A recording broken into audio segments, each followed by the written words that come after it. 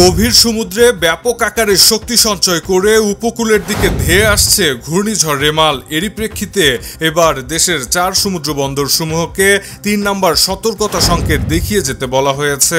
আমি আবারও বলছি, চট্টগ্রাম, কক্সবাজার, মোংলা ও পায়রা সমুদ্র বন্দর সমূহকে 3 নম্বর সতর্ক সংকেত দেখিয়ে যেতে বলা হয়েছে।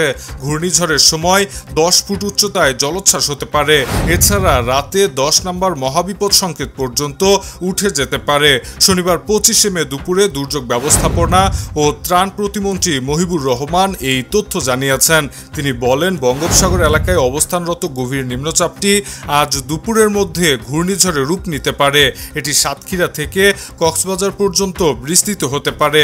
এদিকে আবহাওয়ার 6 নম্বর বিশেষ বিজ্ঞপ্তিতে বলা হয়েছে, পূর্ব মধ্য বঙ্গোপসাগর ও তৎসংলগ্ন পশ্চিম মধ্য বঙ্গোপসাগর এলাকায় অবস্থানরত গভীর নিম্নচাপটি উত্তর পূর্ব দিকে অগ্রসর হয়ে একই এলাকায় অবস্থান করছে। নিম্নচাপটি আজ শনিবার সকাল 9টায় চট্টগ্রাম সমুদ্রবন্দর থেকে 565 কিলোমিটার দক্ষিণ পশ্চিমে, কক্সবাজার সমুদ্রবন্দর থেকে 495 কিলোমিটার দক্ষিণ পশ্চিমে, মোংলা সমুদ্রবন্দর থেকে 540 কিলোমিটার দক্ষিণে এবং পায়রা সমুদ্রবন্দর থেকে 490 কিলোমিটার দক্ষিণে অবস্থান করছিল। এটি আরও উত্তর পূর্ব দিকে অগ্রসর ও ঘনীভূত হতে পারে। বিশেষ বিজ্ঞপ্তিতে আরও বলা হয়েছে, গভীর নিম্নচাপ কেন্দ্রের 48 কিলোমিটারের মধ্যে বাতাসের একটানা সর্বোচ্চ গতিবেগ ঘন্টায় 50 কিলোমিটার, যা দমকা অথবা ঝোড়ো হাওয়া আকারে 60 কিলোমিটার পর্যন্ত বৃদ্ধি পাচ্ছে। গভীর নিম্নচাপ কেন্দ্রের নিকটবর্তী এলাকায় সাগর খুবই উত্তাল রয়েছে।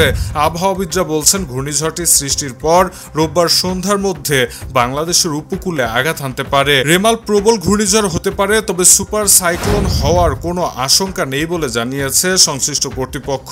দর্শক, আবহাওয়ার এমন আলোচিত খবরের ভিডিওগুলো সবার আগে পেতে এখনই সাবস্ক্রাইব করে রাখুন ইবিডি নিউজে। সেই সঙ্গে আমাদের ফেসবুক পেজটিতে ফলো করে দিতে ভুলবেন না। কথা হবে পরবর্তী ভিডিওতে, সে পর্যন্ত ভালো থাকবেন।